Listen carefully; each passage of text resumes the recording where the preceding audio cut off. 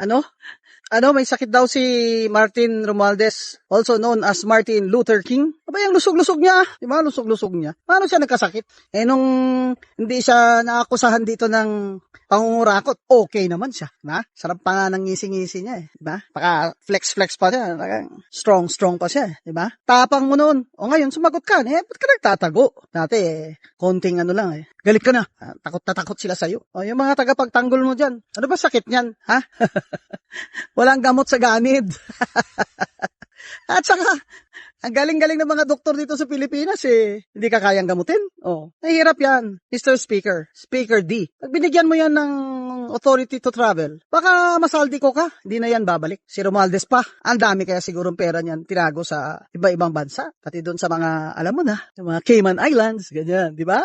Parang hindi naman tayo sanay dyan. Sanay na tayo dyan ng mga kurakot sa gobyerno. May mga bank account sa ibang bansa na tinatago pa nga sa hindi nila pangalan. So ngayon, may sakit ka na.